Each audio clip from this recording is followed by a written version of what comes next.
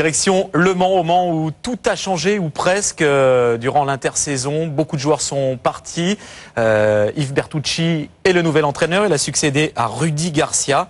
Et il a donc fallu reconstruire. Le Mans qui accueille Lorient, des Merlus, privé ce soir de 2 joueurs majeurs, Eric Huette.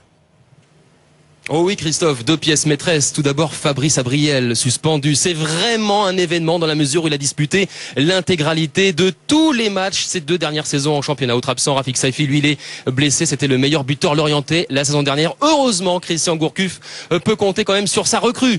Kevin Gamero, l'ancien Strasbourgeois signé pour 4 ans, mais celui qui a attiré l'attention. Et oui, c'est lui le nouvel entraîneur du Mans, Yves Bertucci, qui a succédé, vous l'avez dit Christophe, à Rudy Garcia. Il a fait le grand saut de la CFA, la Ligue 1. Lui, c'est un Norvégien, c'est Torsten Elstad qui évolue à Brandbergen. Il était un petit peu lourd ce soir sur la pelouse. Son compatriote Frédéric Stromstad est resté sur le banc. Yves Bertucci a préféré. Première occasion et ce coup franc tiré par Ulrich Le Pen. Et regardez le mur qui s'effrite, les 2 joueurs qui s'écartent. Et heureusement que Rodolphe Roche, et qui était le remplaçant de Johan Pelé, blessé à un genou, et vigilant. Pas grand chose à signaler dans cette première période. On arrive tout près de la mi-temps avec des joueurs manceaux, notamment les jeunes comme Mathieu Dosseli qui est un petit peu à la frappe qui passe au-dessus du but d'Odar. Alfousseni Keita qui dispute seulement son 3e match de Ligue 1 et qui va être l'un des acteurs principaux du début de 2e période. Ici on est peu avant l'heure de jeu et c'est lui qui se fait avoir par Kevin Gamero, et l'international malien retient de manière indiscutable Kevin Gamero. Penalty sifflé logiquement par Jean-Charles Cailleux. Christophe Jallet le frappe puissamment à mi-hauteur. C'est touché par Rodolphe Roche, mais c'est insuffisant.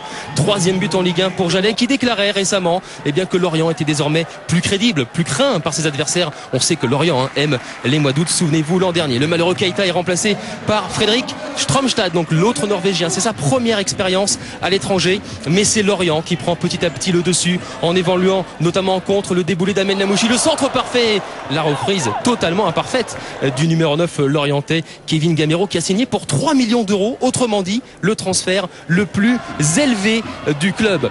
Yves Bertucci a effectué des changements, faisant entrer notamment 2 attaquants. Ici Modibo Maïga, buteur notamment en match de préparation. Il cherche Elstad, le ballon arrive dans les pieds d'Anthony Le Tallec, la frappe de Le Tallec, il est sur la pelouse depuis quelques minutes. La belle parade d'Odar. Contrat de 4 ans, Le Mans pousse, mais Le Mans se montre vraiment stérile offensivement. Ici il y a un long dégagement de Fabien Audard. Il sait qu'aux avant-postes il y a Gamero, plus rapide que son vis-à-vis, le Brésilien Paulo André. Gamero se présente une énième fois face à Roche et l'attaquant lorientais ne parvient à régler la mire. Victoire du Lorient 1-0, c'est dur pour Le Mans qui a vécu un mercato dévastateur avec les départs de Demelo, Matsui, Cessignon, Romaric, Kiebda, Calvé et en début de semaine prochaine Marco Baccia. Le sentiment d'Yves Bertucci au micro de Yannick Le Sceau. On était bien, je trouve. Et puis après, c'est vrai qu'on s'est découvert. Il y a eu des situations pour Lorient, mais on a une belle occasion pour revenir au score aussi, quoi.